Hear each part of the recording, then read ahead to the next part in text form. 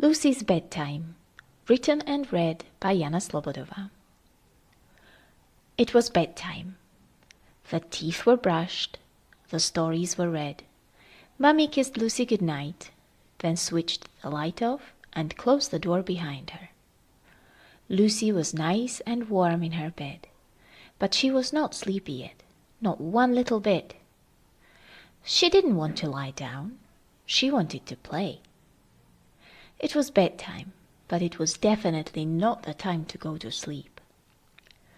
Lucy's cat, Mr. Twinkles, was pacing the room, his paws silent on the pink fluffy carpet. He wasn't sleepy either. Lucy could tell. "What are we going to do, Mr. Twinkles?" The stripy cat looked at Lucy, then jumped onto the windowsill and pawed the glass. "You want to go outside," guessed Lucy, sitting up in her bed. "Okay, I will let you out." She stood up to reach the handle and opened the window wide.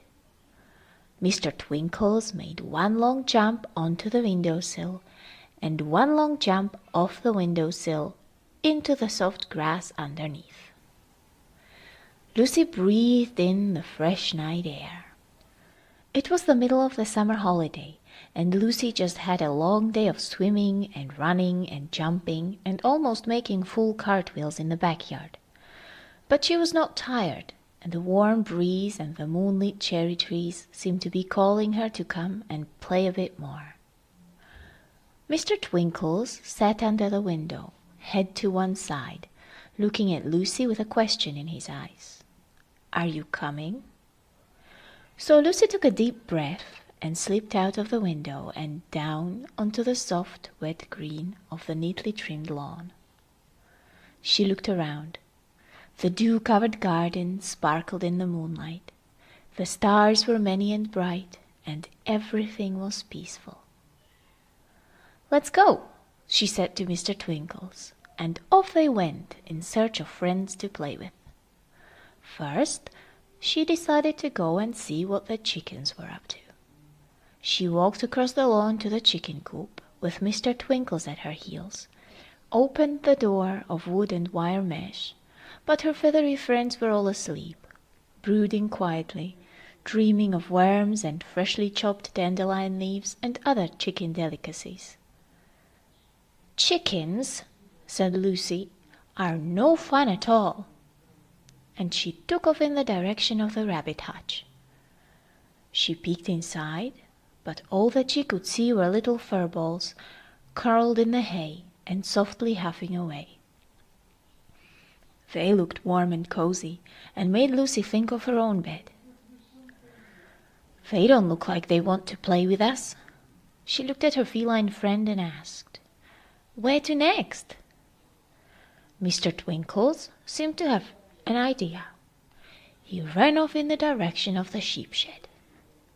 "The lambs, of course, they always like to play."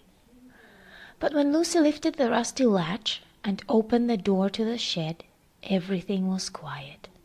The lambs were but two white woolly cushions pressed against their mummy's warm tummy.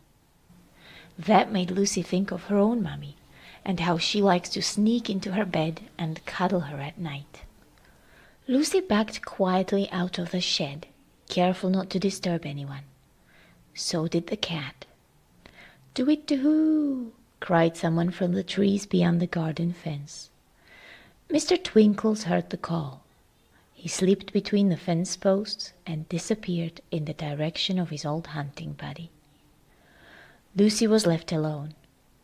Her feet were cold in the dew.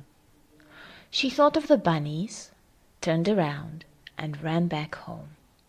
She climbed onto the woodpile stacked against the wall and back in through her bedroom window. She slipped slowly back into her comfy bed. Then she thought of the lambs and got up again and sneaked into her mummy's and daddy's bedroom. She slid under the duvet and curled up between the two of them, all warm and soft and cozy and safe. For a moment she examined the patterns of the shadows cast by the moonlight. She wondered if maybe the whole world was asleep, except for her and Mr. Twinkle and his old friend. Her mummy turned over, took Lucy's cold feet in her hands, and pressed them against her belly to warm them up. It was bedtime. Lucy let her eyes close and drifted off into the land of tomorrow, dreaming of cats and owls and moonlight and other things than one can see in the night.